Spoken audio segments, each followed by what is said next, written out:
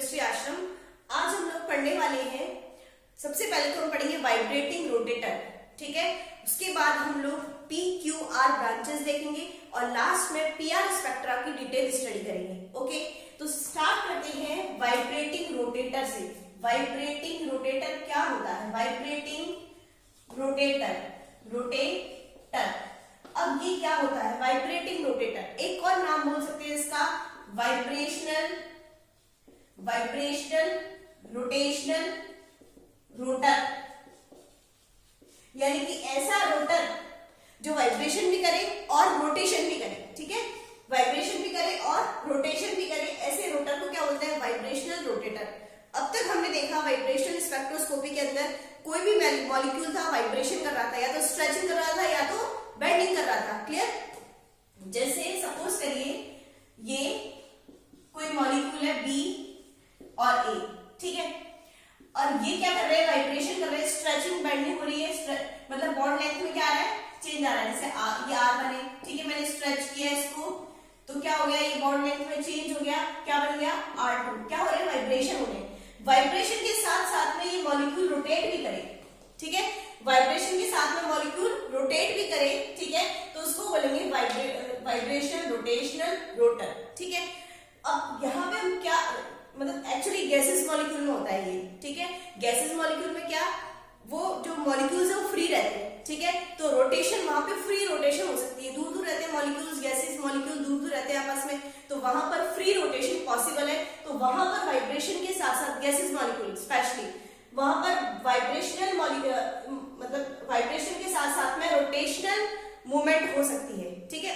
देखिए हम लोग यहाँ पर क्या अज्यूम करते हैं कि जब ये वाइब्रेटिंग रोटर की एनर्जी निकालते हैं तो हम लोग अज्यूम करते हैं कि वाइब्रेशन का रोटेशन पर कोई प्रभाव नहीं पड़ रहा, ठीक है। ये जो वाइब्रेशन हो रही है उसका रोटेशन पर कोई इफेक्ट नहीं है, और जो ये रोटेशन हो रहा है, ठीक है, उसका वाइब्रेशन पर कोई इफेक्ट नहीं है। ये अज्यूम करते हैं बॉर्न ओपेनहीमर अप्रोक्सीमेशन के थ्रू, क्योंकि उसने यही माना था, बॉर्न ओपेनहीमर ने क्या माना था कि वाइब्रेशन का रोटेशन पर कोई इफेक्ट नहीं है और रोटेशन का वाइब्रेशन पर कोई इफेक्ट नहीं है, ठीक है। तो अगर मुझे इस मॉलिक्यूल की एनर्जी देनी होगी E, सेंटीमीटर इनवर्स में लूंगी, इसलिए एप्सिलॉन लिखा है मैंने। E रोटेशन को J से डिनोट करते हैं, और V रोटेशन वाइब्रेशन की एनर्जी देनी है, टोटल एनर्जी देनी है मॉलिक्यूल की। जब वो वाइब्रेशन भी कर रहा है, रोटेशन भी कर रहा है, तो आप कैसे दोगे? वाइब्रेशनल प्लस रोटेशनल, वाइब्रेशनल की एनर्जी और रोटेशनल की एनर्जी, ठीक है। तो वाइब्रेशनल EV प्लस EJ, ठीक है। हम लोगों ने बिल्कुल इंडिपेंडेंट माना है वाइब्रेशन को रोटेशन से, कि वाइब्रेशन का रोटेशन पर कोई इफेक्ट नहीं है और रोटेशन का वाइब्रेशन पर कोई इफेक्ट नहीं है। एक्चुअल में ऐसा होता नहीं है। जब आपको पता है मॉलिक्यूल रोटेट, स्प्रिंग है, आपको पता है जब मॉलिक्यूल घूमेगा तो ऑब्वियसली स्प्रिंग भी क्या करेगी? जब मॉलिक्यूल घूमेगा तो स्प्रिंग भी स्ट्रेच होगी, कंप्रेस होगी, ठीक है। एक्चुअल में नहीं होता, पर हम यहाँ पर अज्यूम करके चलते हैं बॉर्न ओपेनहीमर अप्रोक्सीमेशन को यूज करते हुए कि वाइब्रेशन का रोटेशन पर कोई इफेक्ट नहीं है और रोटेशन का वाइब्रेशन पर कोई इफेक्ट नहीं है। तो टोटल एनर्जी मैंने दे दी EV प्लस EJ, और आपको पता है एनर्जी सेंटीमीटर इनवर्स के अंदर देंगे मेरे को। आपको पता है जब मैंने वाइब्रेशनल सिंपल हार्मोनिक ऑसिलेटर पढ़ाया था तो उसकी एनर्जी क्या थी, बनाई थी, क्या मतलब समझाया था, V plus half omega bar oscillator. और रोटेशन में भी, रोटेशन स्पेक्ट्रोस्कोपी भी देखेंगे, वहां पर जो एनर्जी निकल के आएगी वो B, जिन्होंने पढ़ रखी होगी वो जानते होंगे, BJ+1 सेंटीमीटर इनवर्स के अंदर, ठीक है। तो ये वाइब्रेटिंग रोटेटर की एनर्जी है, ठीक है। मैंने वाइब्रेशनल और रोटेशनल की एनर्जी को क्या कर दिया? कंबाइन कर दिया, ये मानते हुए कि वाइब्रेशन का रोटेशन पर कोई इफेक्ट नहीं है, रोटेशन का वाइब्रेशन पर कोई इफेक्ट नहीं है। और यूज किसको किया? इसको अज्यूम करने के लिए किसका यूज किया? बॉर्न ओपेनहीमर अप्रोक्सीमेशन का, ठीक है। तो ये मेरी एनर्जी आ गई। अब आप समझिए एक चीज, देखिए वाइब्रेशनल लेवल है ये, और ऊपर मैं बना रही हूं सेकेंड वाइब्रेशनल लेवल। ये V=0 है और ये V=1 है। वाइब्रेशनल लेवल को मैंने थोड़ा चौड़ा किया, आप लोग देख रहे होंगे यहाँ पर, क्यों? क्योंकि आपको पता होगा वाइब्रेशनल लेवल के अंदर रोटेशनल लेवल भी होते हैं, ठीक है। तो वाइब्रेशनल लेवल के अंदर मुझे रोटेशनल लेवल भी ड्रॉ करने हैं इधर, तो मैंने इसको थोड़ा बड़ा बना दिया। ये रोटेशनल लेवल है, J=0 है, J=1, J=2, J=3, J=4 and J equals to 5, ठीक है। ऐसे ही मैंने अपर एनर्जी लेवल पे भी तुम्हारे ये रोटेशनल एनर्जी लेवल ड्रॉ किए हैं। तो जे इक्वल्स टू 0, 1, 2, 3, 4 एंड 5, ठीक है। क्लियर हो गया? ये मैंने वाइब्रेशन लेवल ड्रॉ किया है, v इक्वल्स टू 0। आप ऐसे समझ सकते हैं कि मान लीजिए क्लास 1 है, ये पूरी क्लास 1 है और ये पूरी क्लास 2 है। क्लियर?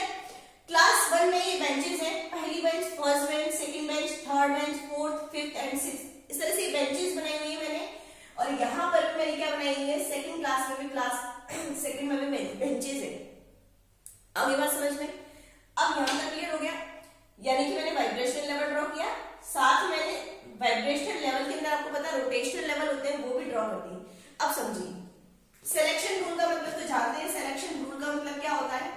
सिलेक्शन रूल का मतलब है कि मॉलिक्यूल कहां से कहां तक, मॉलिक्यूल किस एनर्जी लेवल से किस एनर्जी लेवल तक जा सकता है, कौन से एनर्जी लेवल उसके लिए अलाउड है और कौन से एनर्जी लेवल उसके लिए फॉरवर्ड है। मॉलिक्यूल 0 से डायरेक्ट 2 में जाएगा या 0 से 1 में जाएगा, इसको बोलते हैं सिलेक्शन रूल, कि मॉलिक्यूल किस एनर्जी लेवल से किस एनर्जी लेवल तक जा सकता है, इसको बोलते हैं सिलेक्शन रूल। तो अगर सिलेक्शन रूल को देखें तो रोटेटिंग वाइब्रेटर जब हम पढ़ रहे होते हैं तो सिलेक्शन रूल होता है डेल्टा V इक्वल्स टू +-1। इसका मतलब है कि वाइब्रेशन लेवल में अंतर कितना होना चाहिए, या तो +1 होना चाहिए या तो -1 होना चाहिए, ठीक है। वाइब्रेशनल लेवल में अंतर डिफरेंस या तो +1 हो या तो -1 हो, यानी कि मॉलिक्यूल या तो 1 से 2 में जाए या 0 से 1 में जाए या 2 से 3 में जाए। +1 का डिफरेंस आ रहा है, +1 या तो मॉलिक्यूल 1 से 0 में आए या 2 से 1 में आए या 3 से 2 में आए। -1 का अंतर हो गया, 1 से 0 में गया -1, ठीक है। तो +1 -1 का मतलब समझे, या तो मॉलिक्यूल ऊपर जाए जस्ट अपर लेवल में 0 से डायरेक्ट 1 में, ऐसा नहीं कि 0 से 2 में चला गया, वो सिलेक्शन रूल फॉरबिडन है, ठीक है, वो ट्रांजिशन फॉरबिडन है, ठीक है। तो या तो मॉलिक्यूल +1 में जाए या मॉलिक्यूल -1, या तो मॉलिक्यूल एक सीढ़ी ऊपर चढ़े या मॉलिक्यूल एक सीढ़ी नीचे आए। और अगर डेल्टा जे की बात करें, क्योंकि यहाँ पर V और J दोनों में से हमें देना है आंसर, तो V तो मेरा हो गया J, delta J equals to 0 भी हो सकता है, +-1 भी हो सकता है, +1 चलो एक साथ लिख देते हैं, +-1 भी हो सकता है। डेल्टा J इक्वल्स टू 0 भी हो सकता है, +-1 भी। इसका मतलब क्या है समझिए, थोड़ा कॉम्प्लिकेशन है यहाँ पर। देखिए इसका मतलब क्या है, मॉलिक्यूल मैंने V इक्वल्स टू 0 बनाया, V इक्वल्स टू 1 बनाया, मॉलिक्यूल यहाँ से यहाँ जा सकता है या यहाँ से यहाँ आ सकता है। लेकिन आप सोचो, जब मॉलिक्यूल यहाँ से यहाँ जाएगा तो वहां पे रोटेशनल लेवल भी तो है, ठीक है। तो हो सकता है कि मॉलिक्यूल यहाँ रोटेशन लेवल 3 पर हो और इसकी रोटेशन लेवल 4 पर चला जाए, ठीक है। तो फिर क्या होगा, मतलब इसको कैसे समझेंगे, तो आपको मैं एग्जांपल देती हूँ। देखिए डेल्टा J या तो 0 होना चाहिए या +-1 होगा। मान लीजिए आप क्लास 1 में हैं और मैंने आपको इतना पढ़ा दिया या इतना परफेक्ट कर दिया कि आप क्लास 2 में पहुंचने के लिए तैयार हैं, मतलब इतनी एनर्जी आपको मिल गई कि आप इस लेवल से इस लेवल को पार कर सकते हैं। क्लियर? यानी क्लास 1 से मैंने आपको भेज दिया क्लास 2 में, कि क्लास 1 में वो आपको अच्छा आता है और आप जाइए क्लास 2 में। मान लीजिए आप क्लास 1 की थर्ड बेंच पर बैठे, कौन सी बेंच पर बैठे, थर्ड बेंच पर बैठे, और क्लास 2 में जाकर भी थर्ड बेंच पर ही बैठे, ये थर्ड बेंच पर बैठे। क्लास 1 में आप थर्ड बेंच पर बैठे हुए थे और क्लास 2 में जाकर भी आप थर्ड बेंच पर बैठो, यानी कि वाइब्रेशन लेवल तो चेंज हुआ, क्लास तो आपकी चेंज हुई, लेकिन जिस बेंच पर आप बैठे हुए थे क्लास 1 में, उसी बेंच पर क्लास 2 में बैठे हुए, उसी रो में, ठीक है। यानी कि डेल्टा J इक्वल्स टू क्या हो गया, इस पर 0 हो गया, यानी कि थर्ड बेंच पर थे, थर्ड बेंच पर गए वापस, सेकंड बेंच पर हो और सेकंड पर ही वापस जाओ, अगली क्लास में जाओ तो भी डेल्टा J का क्या हुआ, 0 हुआ। मतलब जिस बेंच पे यहाँ उसी रो में अगली क्लास में जाओ तो डेल्टा J 0। मान लीजिए आप यहाँ की क्लास सेकंड में हो, क्लास सेकंड में हो, क्लास 1 की किस में हो, सेकंड, सॉरी, मान लीजिए आप क्लास 1 की सेकंड बेंच पर हो, क्या क्लास 1 की सेकंड बेंच पर हो, और जब मैं आपको एनर्जी देकर ऊपर भेजूं तो आप क्लास 2 की थर्ड बेंच पर आ जाएंगे, ठीक है। यानी 2 से कौन सी बेंच पर चले गए, थर्ड बेंच पर, सेकंड बेंच से कौन सी बेंच पर चले गए, थर्ड, यानी डेल्टा J इक्वल्स टू यहाँ पर क्या हुआ, +1। वाइब्रेशन लेवल भी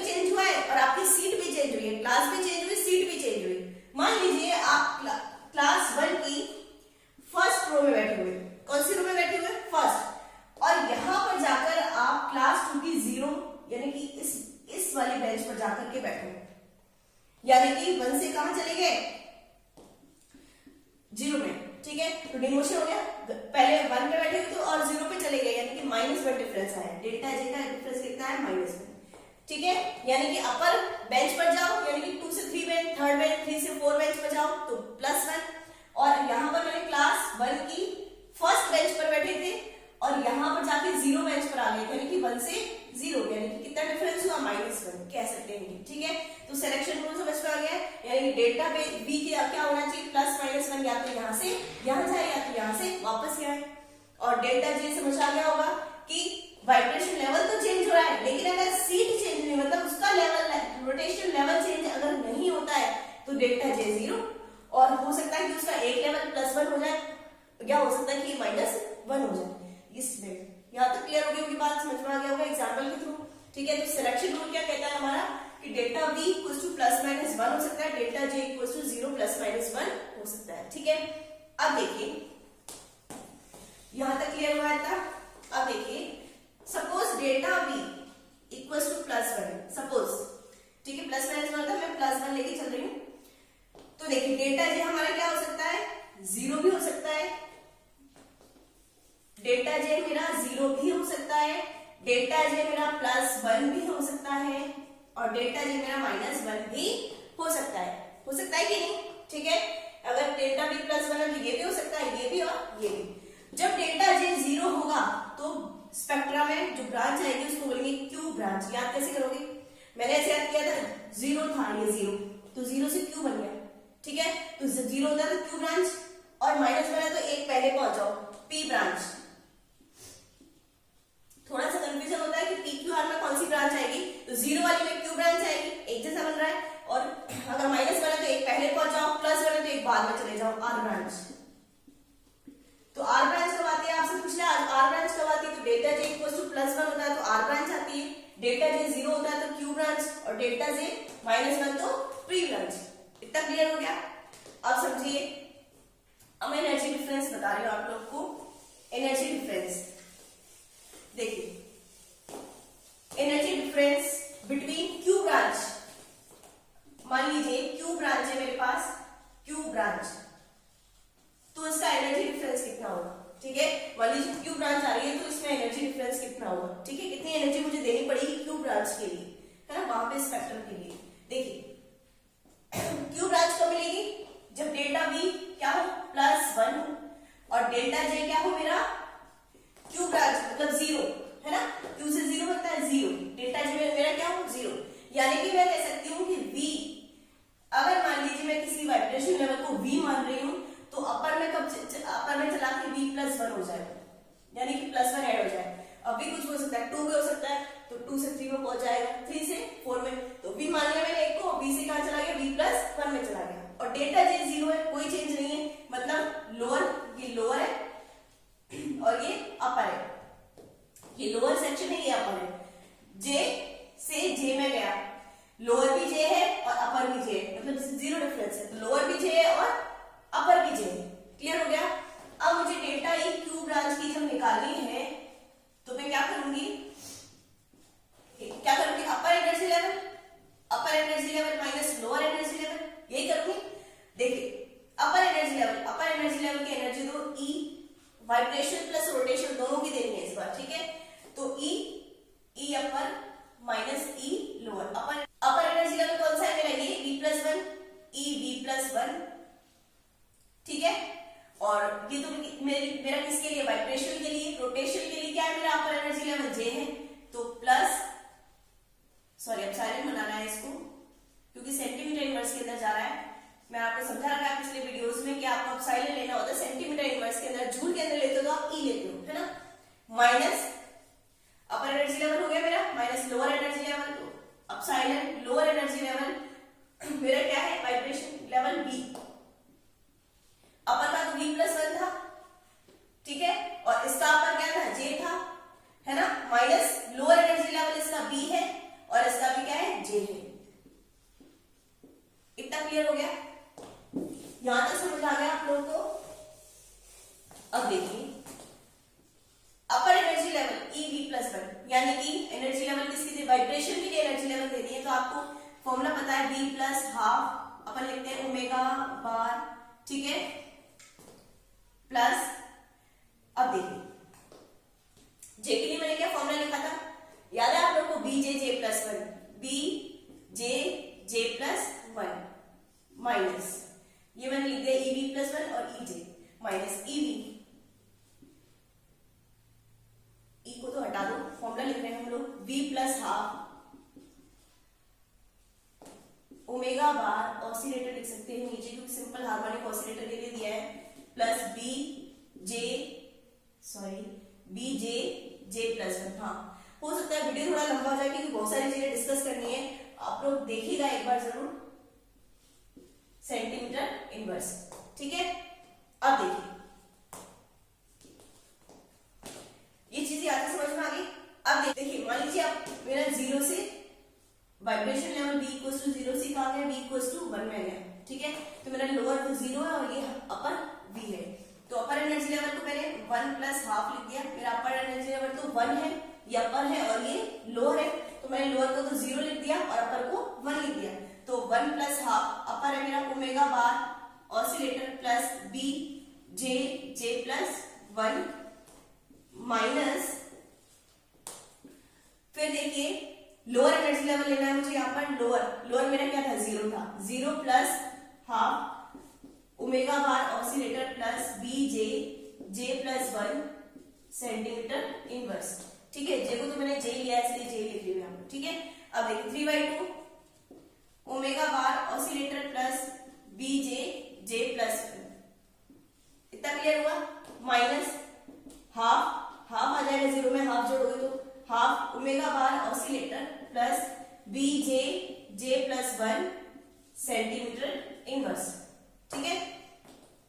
अब देखिए मैं ओमेगा बार ऑसिलेटर को एक साइड लिख रही हूं, 3/2 omega bar oscillator minus 1/2 omega bar oscillator, मैंने ये टर्म और ये टर्म एक साथ लिख दी और इन दोनों टर्म्स को एक साथ लिखूंगी, ठीक है, प्लस इसको लिख रही हूं मैं B J J plus 1, plus minus क्या हो जाएगा, प्लस माइनस इंटू करोगे तो माइनस हो जाएगा, minus B J J plus 1 centimetre inverse.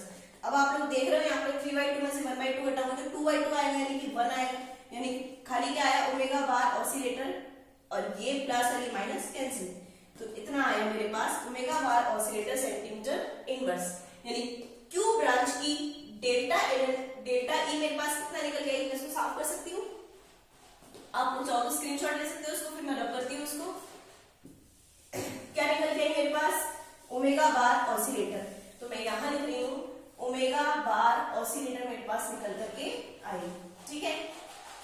अब देखिए मैं पी ब्रांच के लिए ले रही हूं, पी ब्रांच को देखिए डेल्टा ई किसके लिए ले रही हूं मैं, डेल्टा ई पी ब्रांच के लिए ले रही हूं, ठीक है, P branch, okay, P branch कब आएगा, जब delta B equal to plus 1 होगा और डेल्टा जे इक्वल टू क्या होगा, -1, एक पीछे चले जाओ, क्यू से एक पीछे पी आता है, ऐसे समझाया था मैंने अभी, देखिए यानी कि मैं कह सकती हूँ b तो कहां जा रहा है, b प्लस 1 से जा रहा है, यानी कि 0 से कहां जा रहा है, 1 में जा रहा है, ठीक है, और j में कह सकती हूँ कि पहले j में होगा तो कहां चला गया होगा, j -1 में चला गया होगा, j से कहां चला गया, 1 में से, अगर 3 में होगा तो 2 में चला गया होगा, ठीक है, 2 में होगा तो 1 में चला गया होगा, इतना क्लियर हो गया, अब समझो।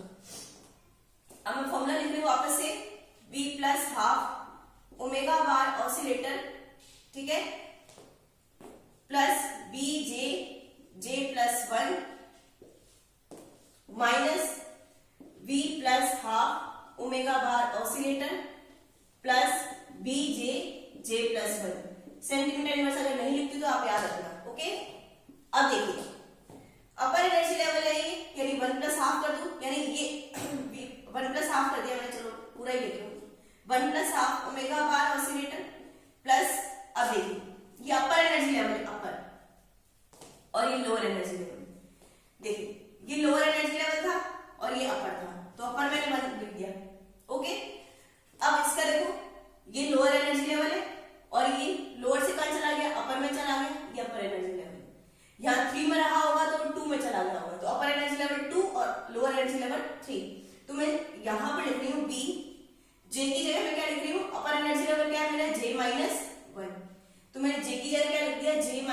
One upper energy level into J plus sorry यहां फिर जे की जगह क्या लिख रही हूं मैं जे माइनस वन, ठीक है, जे माइनस वन, जे की जगह क्या लिख दिया मैंने जे माइनस वन और ये प्लस वन मेरा है।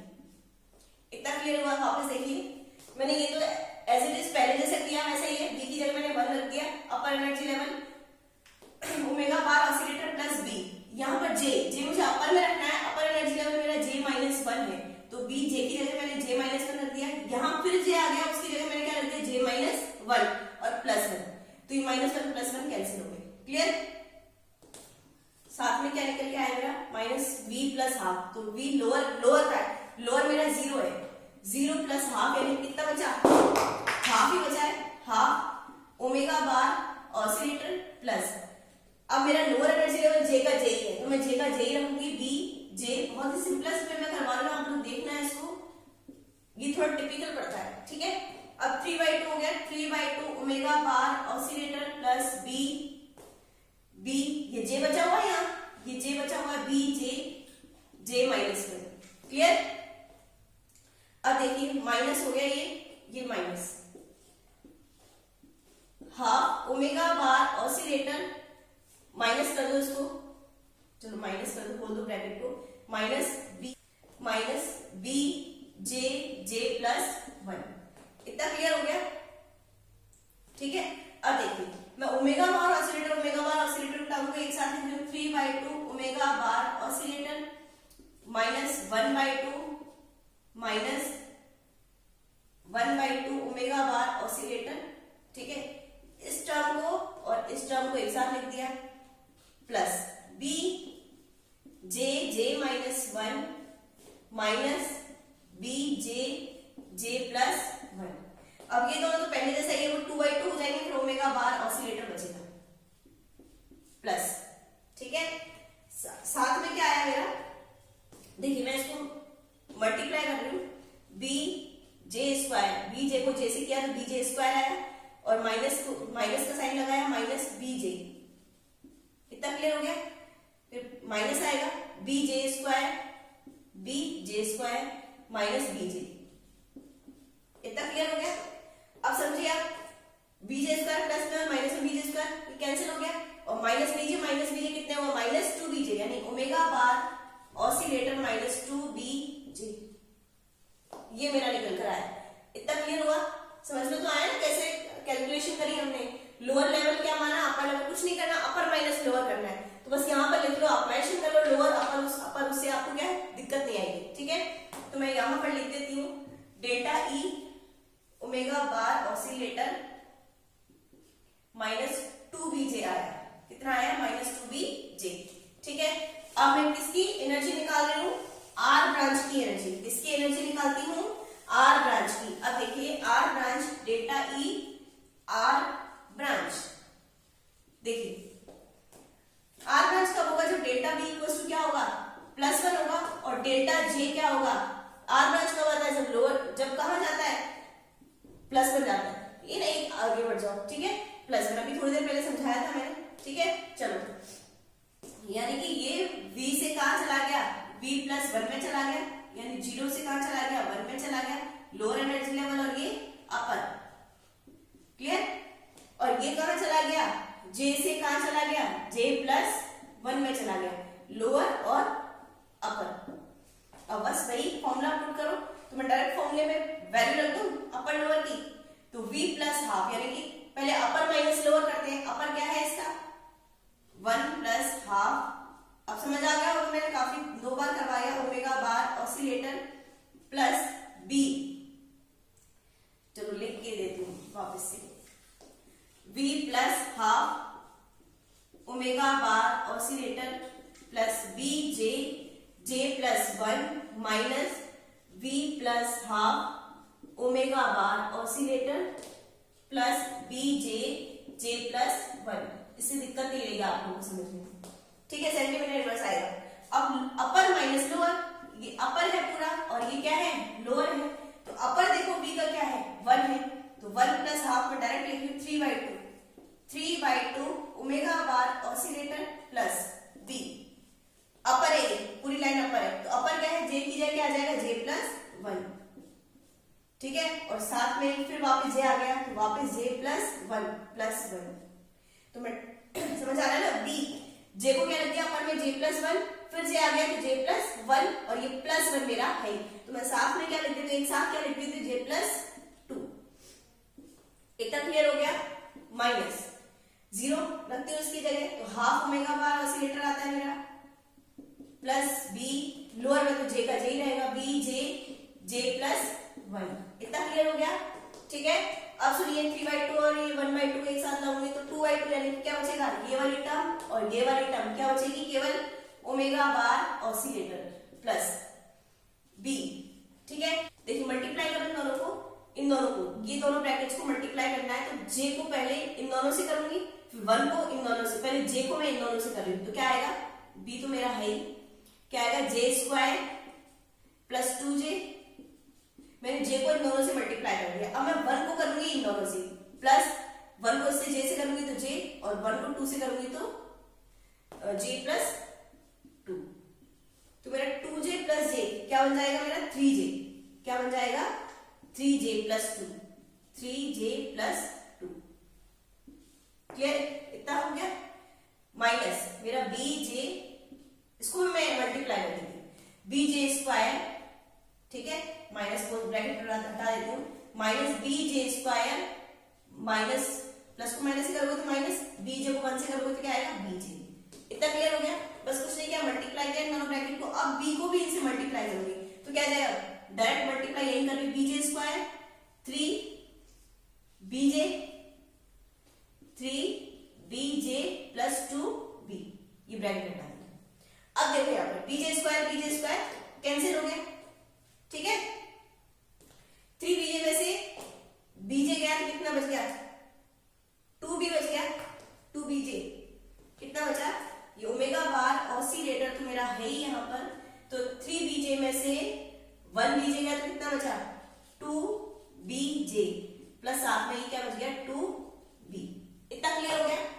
अब मैं क्या करूंगी, 2b को क्या ले लिया, omega bar oscillator plus 2b को मैंने क्या ले लिया, कॉमन निकाल लिया 2b, तो क्या बच गया, यहाँ पे j बच गया, ठीक है, प्लस यहाँ पर क्या 2b का गया तो कैंसिल हो गया, 1 बच गया, तो omega bar oscillator plus 2bj plus 1। क्या आंसर आया मेरा, ओमेगा, यहाँ तो क्या था, omega bar oscillator minus 2bj था, या omega bar oscillator plus 2b तो है ही, यहाँ पे j था, यहाँ पे क्या हो गया, j प्लस 1। तो मैं यहाँ पर लिख लेती हूँ इसको, मेरा क्या निकल कर आया है, ओमेगा बार ऑसिलेटर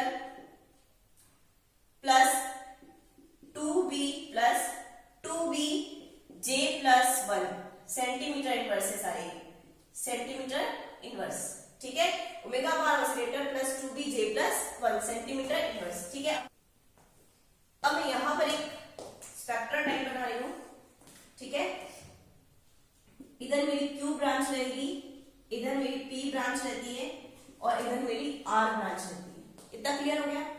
अब देखिए मैं यहाँ पर, ये मेरा V = 0 है, अब मैं क्या बना रही हूँ, यहाँ पर ड्रॉ कर रही हूँ rotational level, J = 0, J = 1, J = 2, J = 3। मैंने अगला वाइब्रेशनल लेवल ड्रॉ किया, V = 1, यहां पे मैं रोटेशन लेवल ड्रॉ कर रही हूं,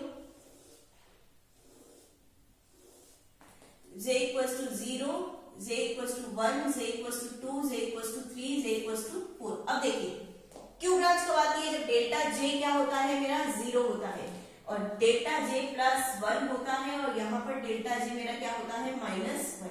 इतना क्लियर हुआ। यानी कि मैं अगर इसकी 1 ब्रांच से उसकी भी 1 ब्रांच में जाऊंगी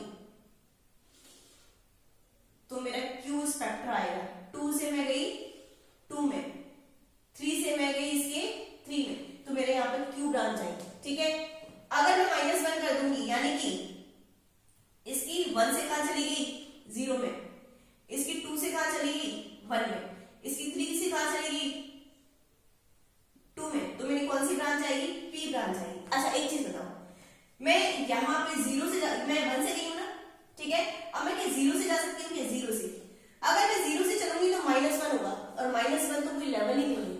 ठीक है, यानी कि P, इस चीज को बहुत ही इंपॉर्टेंट चीज है याद रखना, यानी कि P ब्रांच में, मैं लिख देती हूँ यहाँ पर, पी ब्रांच में जीरो नहीं होता, जीरो नहीं होता।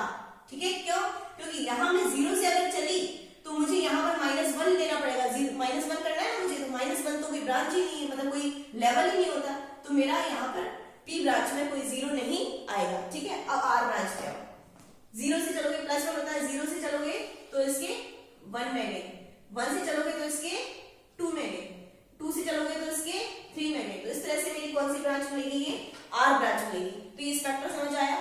ठीक है, उसके बाद हम पीआर स्पेक्ट्रा देखेंगे, ये समझ आया। पीक्यूआर ब्रांचेस समझ में आ गई कैसे हुई। ठीक है, क्या है, सब कुछ क्लियर है। अब देखते हैं हम पीआर स्पेक्ट्रा। देखिए मैं इसको रब करती हूँ,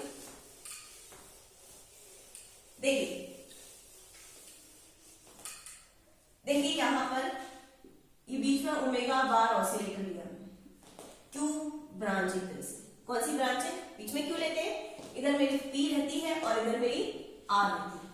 इतना क्लियर हुआ? अब देखिए मेरा ओमेगा बार ऑसिलेटर है। अब सुनोगे, मेरी बात सुनो, ये लाइंस कैसे बनानी है मुझे। देखो अब मैं कौन सी ब्रांच की बात कर रही हूँ? पी ब्रांच की बात कर रही हूँ। चलो पी ब्रांच कहाँ गई मेरी? ये इसको रब करो, पी ब्रांच कहाँ है मेरी? ये। ठीक है, ओमेगा बार ऑसिलेटर -2 बीजे।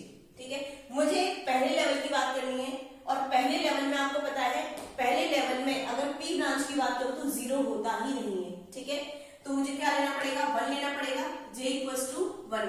तो क्या आएगा मेरा ओमेगा, इसमें फॉर्मूला पुट करो, J = 1, तो क्या आएगा? Omega bar oscillator -2B, J की जगह क्या रख दिया? 1, तो ओमेगा बार ऑसिलेटर -2B। ठीक है, ओमेगा बार ऑसिलेटर -2B। ठीक है, अब मैं J = 2 पुट कर रही हूँ, J = 1 रखा तब आएगी। J = 2 पुट करो, ओमेगा बार ऑसिलेटर -2B, 2 रखो, तो ओमेगा बार ऑसिलेटर -4B। जब मैंने क्या रखा? J = 2 रखा। जब मैं J = 3 रखूंगी तो मेरा क्या आएगा? Omega bar oscillator -2B × 3, 6B आएगा। कितना आएगा? Omega bar oscillator -6B। 4 रखूंगी तो ओमेगा बार ऑसिलेटर -8B। तो आप देख रहे हो कि इनमें कितना डिफरेंस है? 2B, 4B, 6B, कितने का डिफरेंस है? 2B का डिफरेंस है। कितने का डिफरेंस है? 2B। हर बार 2B का डिफरेंस आ रहा है, यानी कि जितनी भी लाइंस बनी हुई उनकी स्पेसिंग इक्वल होगी। कैसी होगी? लाइंस की स्पेसिंग कैसी होगी? इक्वल होगी, 2B। कैसी होगी? 2B। अब सुनो, ओमेगा बार ऑसिलेटर -2B, यानी कि ओमेगा बार ऑसिलेटर से पीछे चलना है। अगर प्लस होता तो आगे चलना होता, माइनस रहना तो पीछे चलना है। तो ओमेगा बार ऑसिलेटर से 2B पीछे चलना है। ये ओमेगा बार ऑसिलेटर है, से 2B पीछे चलो, 2B।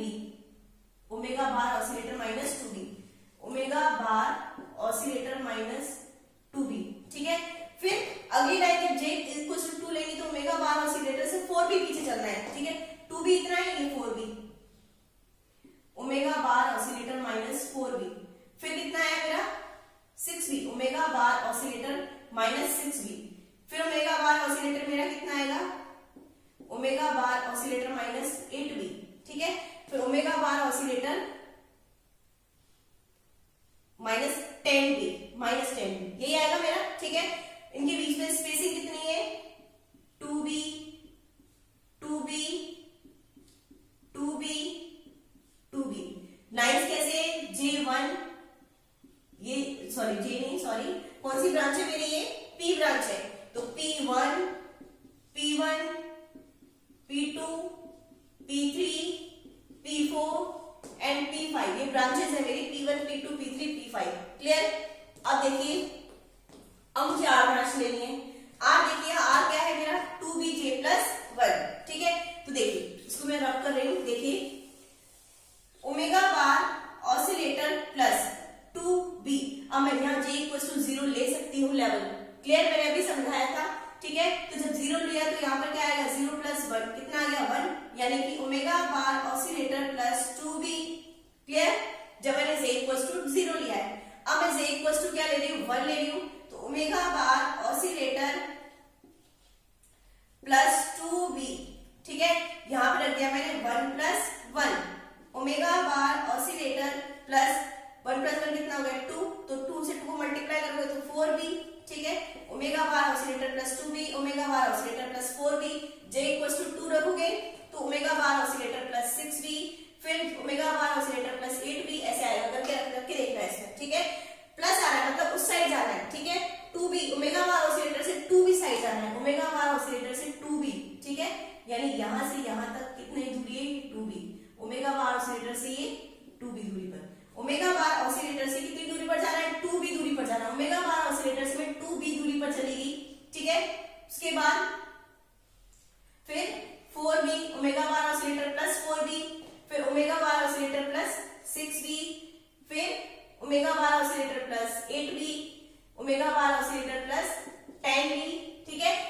आई बात समझ में आता है, ओमेगा बार ऑसिलेटर से कितना कितना, अब स्पेसिंग कितनी है, वही स्पेसिंग 2b, तो लाइंस की स्पेसिंग भी कितनी इक्वल रखनी है, 2b एंड 2b, इतना क्लियर हो गया। अब समझो, अब ध्यान दो, ये तो मैंने क्या बोल दिया, P1, P2, P3, P4, P5, क्योंकि मैंने P ब्रांच में 0 होता नहीं, J इक्वल्स टू 0 रखा नहीं, जबकि R ब्रांच में मैं J इक्वल्स टू 0 से शुरू से रखकर आ रही हूँ, तो ये R0 की ब्रांच है, R0 ब्रांच है, ये R1 है, ये R2 है, ये R3 है एंड ये R4 है। इतना क्लियर हो गया, ये स्पेक्ट्रम समझ आ गया इतना। अब सोचो, अगर आपसे पूछे कि यहां से यहां तक की दूरी कितनी है, तो 4b डिस्टेंस है, तो क्या बोलेंगे, 4b डिस्टेंस। अब समझो, आपने देखा होगा मैंने सारा स्पेक्ट्रा बनाया, लेकिन ओमेगा बार ऑसिलेटर में मैंने कोई स्पेक्ट्रा ड्रॉ नहीं किया। क्या स्पेक्ट्रा ड्रॉ, कोई लाइंस बनाई क्या, नहीं बनाई ना, तो वो क्यों नहीं आई, देखो यहाँ पर लाइंस बनाने के लिए मुझे क्या करना पड़ेगा, मेरा फॉर्मूला है 2bj प्लस 1, ठीक है। यहाँ पर लाइंस बनाने के लिए मुझे क्या करना पड़ेगा, फॉर्मूले में j की वैल्यू पुट करनी है। अब j की वैल्यू पुट करूंगी तो यहाँ अगर -1 पुट किया तब जाकर ये पूरी वैल्यू क्या आएगी, 0 आएगी। -1 प्लस 1 क्या हो गए, 0 हो गए, इसको 0 से मल्टीप्लाई करोगे 0, तब मेरा क्या आएगा, ओमेगा बार ऑसिलेटर आएगा तब जाकर। और आपको पता है j की वैल्यू -1 हो ही नहीं सकती, ठीक है। तो जब j की वैल्यू -1 नहीं हो सकती, ठीक है, तो इसका मतलब यहाँ स्पेक्ट्रा भी नहीं आ सकता, ठीक है। इसी तरह यहाँ बात कर लो, आप P ब्रांच की बात करो, P ब्रांच की जब बात करते हैं तो आपको पता है P ब्रांच में 0 होता नहीं है, ठीक है। जब P ब्रांच में 0 नहीं होता, अगर यहाँ पर 0 होता, यहाँ पर अगर 0 होता तो ये 0 को जब इससे मल्टीप्लाई करते तो मेरा ओमेगा बार ऑसिलेटर आ जाता, ठीक है, और मेरा यहाँ पर लाइंस आ जाती।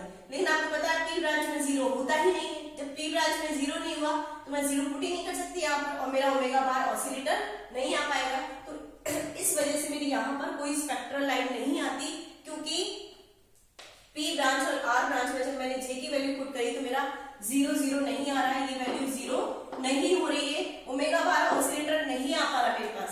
मुझे यहाँ पर स्पेक्ट्रल ग्राफ लाने के लिए या लाइंस लाने के लिए इनको ओमेगा बार ऑसिलेटर लाना पड़ेगा, ठीक है। और इसको ओमेगा बार ऑसिलेटर लाने के लिए इसकी वैल्यू, इसकी डी वाली टर्म 0 होनी पड़ेगी, और ये टर्म 0 कब होगी, जब J की जगह क्या रखोगे, -1 रखोगे, और J की वैल्यू -1 होती नहीं है।